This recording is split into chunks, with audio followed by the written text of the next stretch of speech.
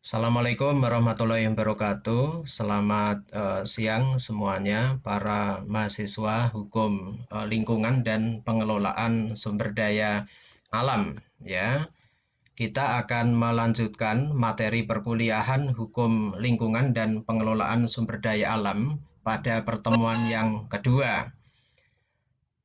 Pertemuan pertama kemarin saya sudah menyampaikan ya terkait dengan brainstorming permasalahan lingkungan hidup yang ada di Indonesia, kemudian juga pentingnya lingkungan hidup dalam kehidupan sehari-hari dan komunitas ekosistem yang lain.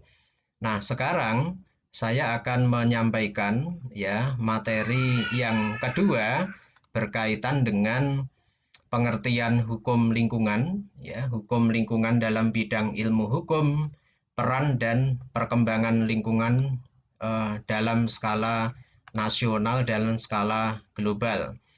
Saya akan coba share screen ya materi pertemuan yang kedua pada siang hari ini. Apakah sudah bisa dilihat tampilannya? Masih loading, Pak. Masih proses loading ya. Oh, udah Udah bisa, bisa, Pak. Pak. Sudah bisa dilihat. Baik. Nah, pokok materi yang akan saya sampaikan pada pertemuan siang hari ini berkaitan dengan pengertian hukum lingkungan bidang ilmu hukum, peran dan perkembangan hukum lingkungan nasional dan global.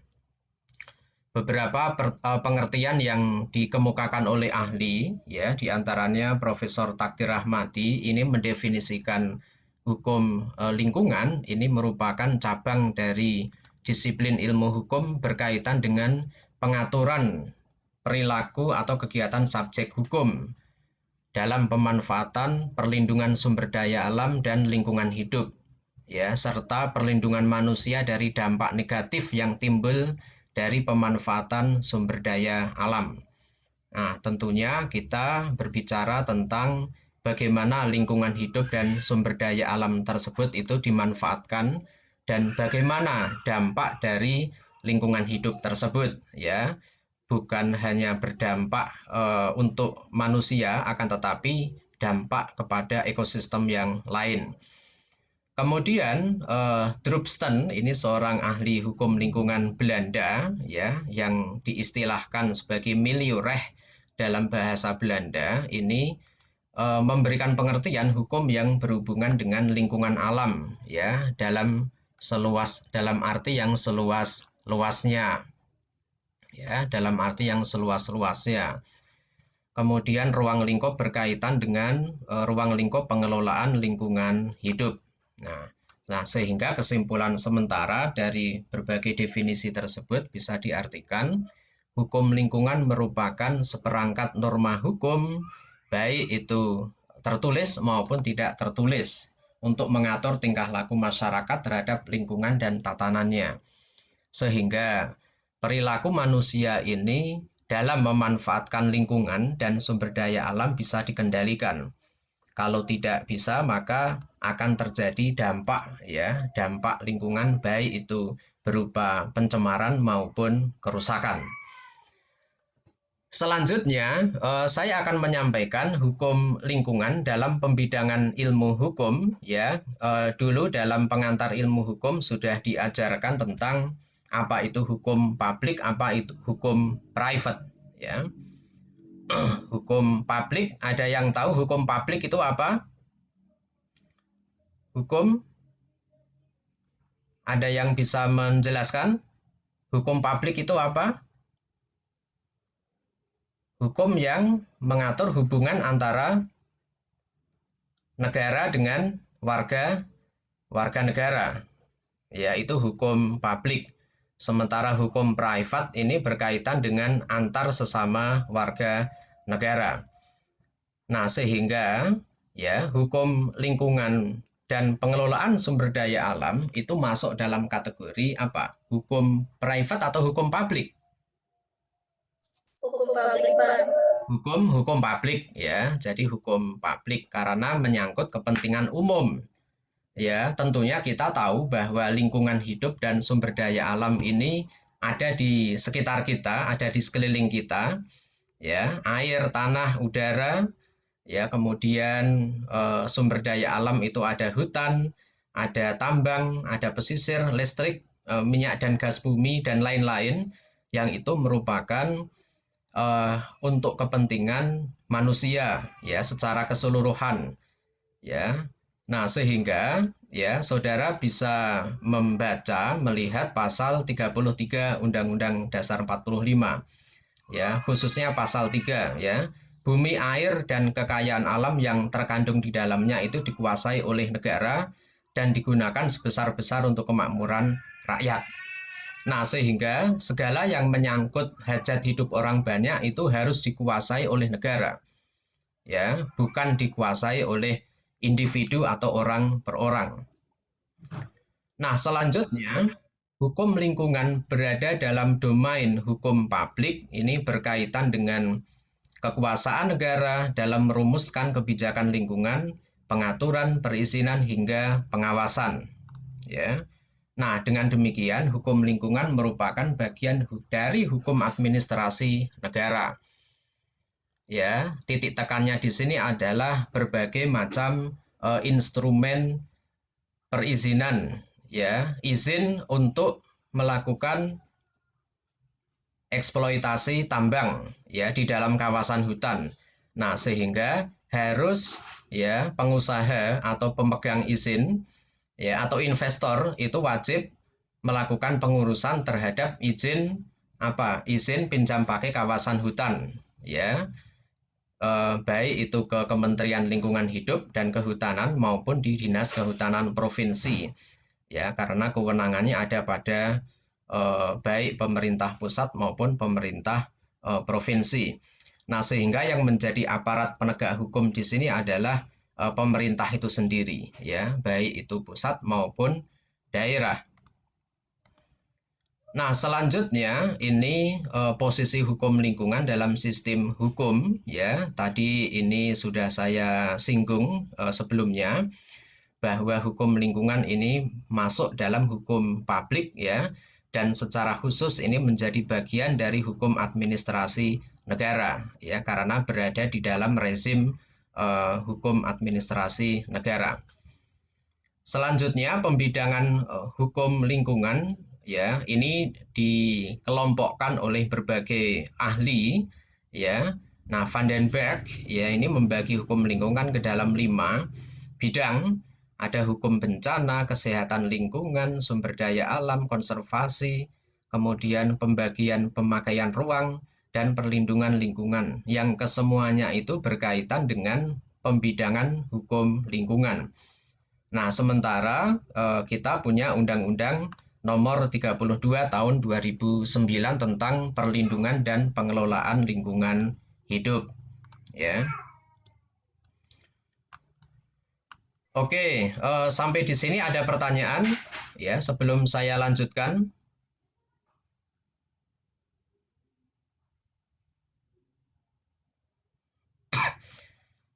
Ada yang ingin disampaikan sampai di sini? Kalau tidak ada, saya lanjutkan. Ya, menurut Profesor Takdir Rahmati, ya membagi ada 4 bidang ya hukum perencanaan, hukum pengendalian, penyelesaian sengketa lingkungan dan konservasi sumber daya alam. Nah, sehingga beberapa kata kunci ini yang perlu saudara ketahui dan pahami bahwa lingkungan hidup ini berkaitan dengan variabel dan komponen yang ada di sekeliling kita ya tentunya manusia ya bukan hanya sebagai sentralnya yang mampu mengeksploitasi lingkungan hidup dan sumber daya alam akan tetapi juga perlu memerhatikan kepentingan yang lain misalnya komunitas ekosistem yang lain ya tumbuh-tumbuhan kemudian ada satwa-satwa liar ya dan yang lain sebagainya. Nah, sehingga punya hak untuk dilindungi. Kemudian Profesor Kusnadi Harja Sumantri ini pun juga melakukan klasifikasi hukum lingkungan ada kesehatan lingkungan, perlindungan lingkungan, tata lingkungan, pencemaran lingkungan, ya, bahkan sampai kepada hukum lingkungan internasional. Dan bagaimana ketika terjadi perselisihan itu mampu diselesaikan, ya, baik melalui jalur diplomasi maupun penyelesaian di luar pengadilan maupun di dalam pengadilan, ya. Kalau hukum lingkungan internasional itu misalnya berkaitan dengan pencemaran uh, air, ya, atau pencemaran misalnya pencemaran minyak, ya, yang itu di wilayah perairan atau di lautan.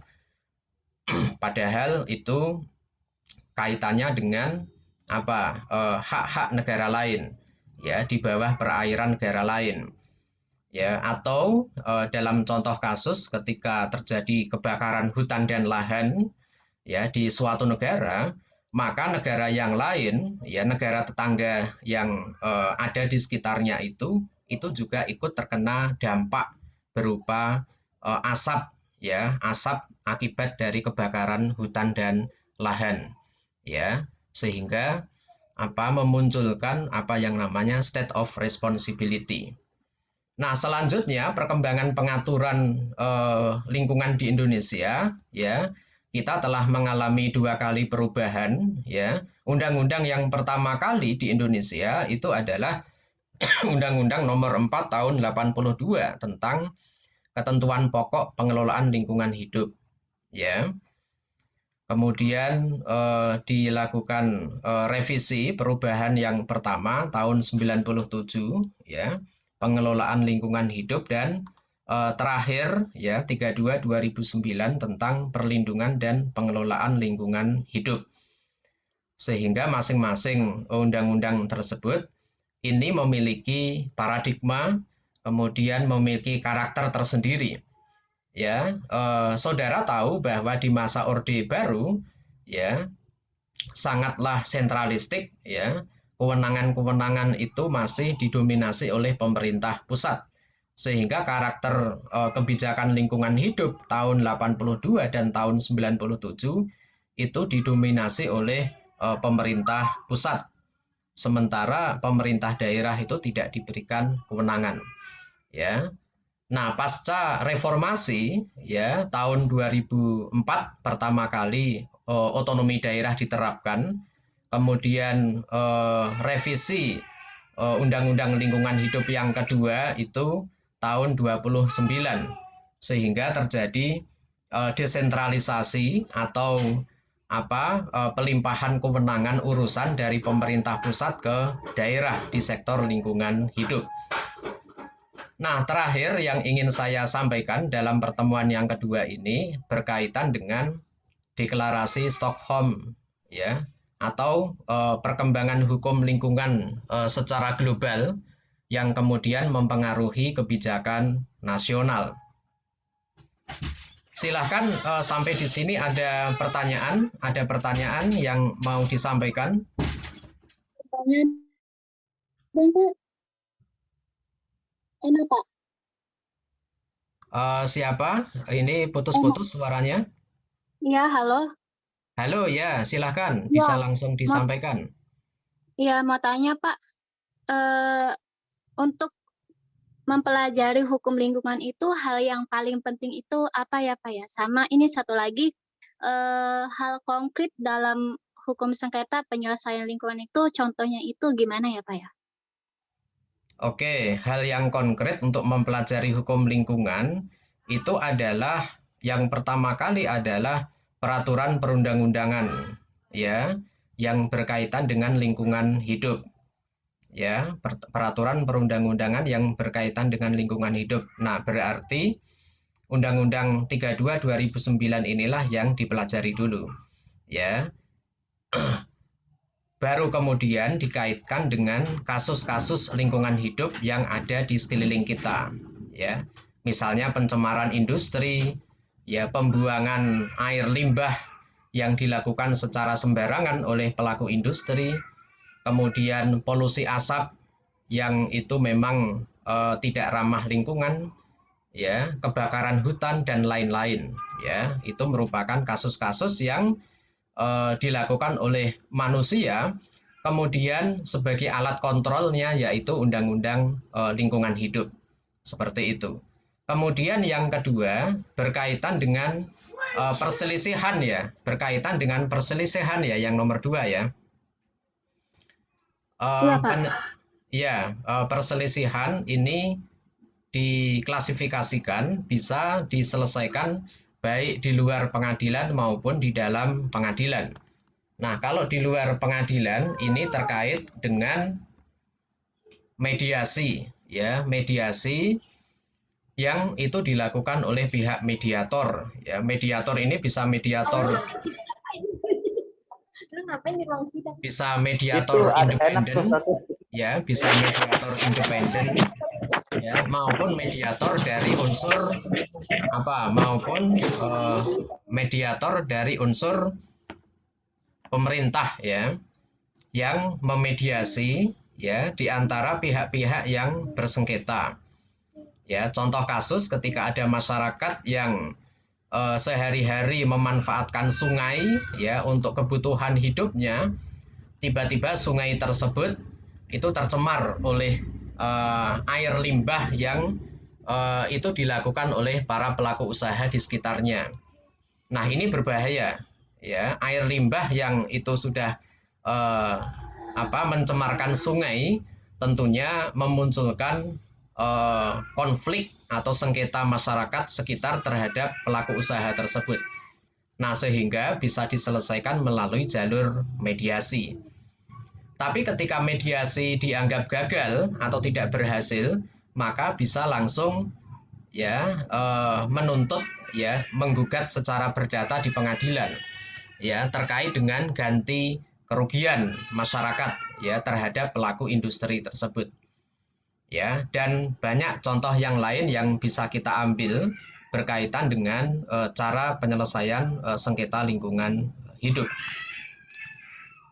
Nah, deklarasi Stockholm tahun 72 ini ya pertama kali ya tonggak sejarah lingkungan hidup secara internasional ya, yang diikuti oleh berbagai negara ya, termasuk salah satu delegasi dari pemerintah Indonesia itu adalah Profesor Emil Salim ya, yang pada waktu itu beliau menjadi Menteri Lingkungan Hidup di era pemerintahan Soeharto ya, mewakili dari pemerintah Indonesia. Nah, dari deklarasi Stockholm tahun 72 inilah kemudian melahirkan Undang-Undang Lingkungan Hidup pertama kali tahun 82 ya. Nah, tentunya dalam perjalanannya dievaluasi dari pelaksanaan undang-undang pertama kali tahun 82. Nah, proses evaluasi inilah kemudian melahirkan atau mengilhami para pemimpin negara untuk menyelenggarakan deklarasi Rio de Janeiro di Brasil ya tahun 92. Ya, Rio de Janeiro di Brasil tahun 92. Nah, kemudian ya setelah selesai deklarasi tersebut itu dideklarasikan para peserta konferensi Rio, kemudian negara peserta melakukan pembentukan undang-undang ya atau perubahan terhadap undang-undang yang sudah ada. Nah, kalau di Indonesia itu melakukan perubahan undang-undang melalui Undang-Undang 23 tahun 97. Ya, tentunya tahun 97 ini masih masa pemerintahan Soeharto ya, yang dipandang sangat sentralistik ya. Kita tahu ya GBHN yang dicanangkan oleh Soeharto pada waktu itu pokok-pokok lingkungan hidup ada di dalamnya.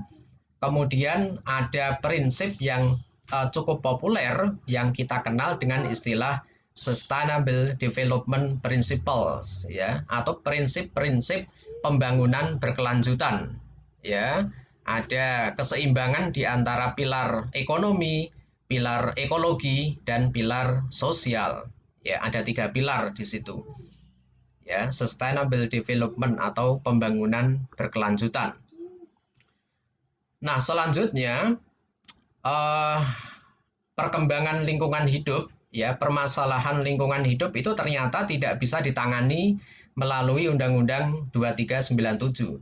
Pada akhirnya membuat para pemimpin negara untuk menggelar konferensi lagi di Afrika Selatan tahun 2002. Ya, selanjutnya dilakukan perubahan terhadap Undang-Undang 3 tahun 2032 2009 yang terakhir sekarang ini kita pelajari sekarang ini yang sampai berlaku sekarang ini. Undang-Undang 32 tahun 2009 tentang perlindungan dan pengelolaan lingkungan hidup. Ya, sangat berbeda ya dengan kedua undang-undang sebelumnya. Ya, karena sanksi-sanksinya pun juga cukup tegas ya, apalagi sanksi pidana ya. Ini cukup tegas di dalam undang-undang yang terakhir ini. Kemudian lebih mengedepankan pada ultimum remedium ya, di mana pidana itu sebagai obat terakhir ya ketika sanksi administrasi dan sanksi secara perdata itu dianggap tidak efektif untuk menjerat para pelaku pencemaran maupun kerusakan lingkungan. Ya, kemudian terakhir konferensi lingkungan hidup di Bali tahun 2010 ya dengan isu yang utama kebijakan lingkungan internasional, ya, pembangunan berwawasan lingkungan, ekonomi hijau dan keanekaragaman hayati. Nah, akhir-akhir ini manusia pada memburu satwa-satwa liar, ya, kemudian ada tumbuh-tumbuhan pepohonan yang itu memang dilindungi oleh negara ya untuk kepentingan bisnis. Nah, sehingga perlu dilakukan penindakan terhadap orang-orang tersebut ya. Nah, keanekaragaman hayati baik flora maupun fauna itu dilindungi oleh negara. Nah, sehingga kita tidak boleh secara sembarangan memburu satwa-satwa liar yang memang dilindungi oleh negara. Ya, tentunya para pemburu itu untuk kepentingan bisnis, ya, bahkan untuk kepentingan kesehatan. Ya, kemudian negara-negara di dunia itu memusatkan perhatian terhadap pembangunan berwawasan lingkungan. Di negara maju, ya, proses industrialisasi berkembang pesat seiring dengan berkembangnya teknologi informasi, ya, sehingga memunculkan dampak lingkungan yang cukup dahsyat, ya, baik itu pencemaran polusi udara yang itu disebabkan karena industrialisasi, ya, maupun proses-proses yang lain. Nah, kalau di negara berkembang termasuk Indonesia, ya, penyebab dari pencemaran maupun kerusakan lingkungan hidup itu mulai dari persoalan kita sehari-hari, ya, misalnya perilaku dalam membuang sampah itu seperti apa, kemudian bagaimana cara memetakan, mengklasifikasikan, mengolah limbah atau sampah, ya, dengan prinsip 3R, reduce, reuse, and recycle.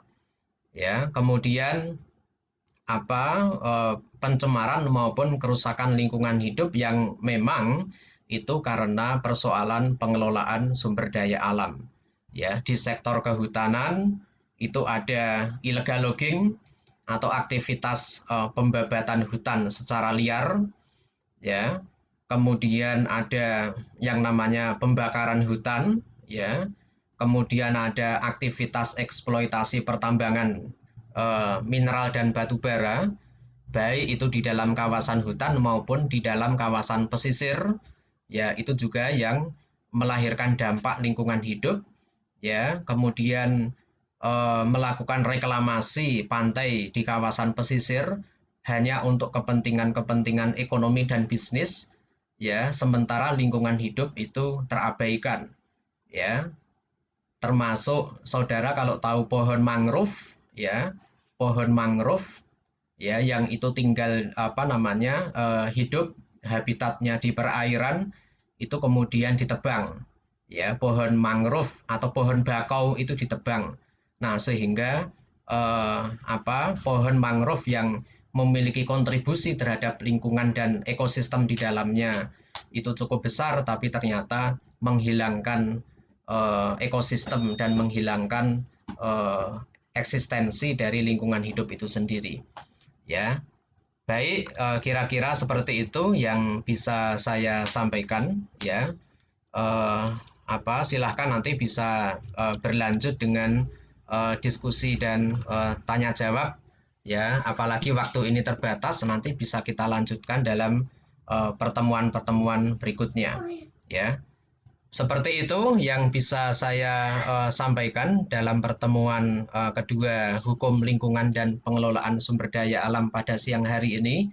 Mudah-mudahan bermanfaat, ya. Saya akhiri. Terima kasih. Assalamualaikum warahmatullahi wabarakatuh. Waalaikumsalam warahmatullahi wabarakatuh. Baik, terima kasih.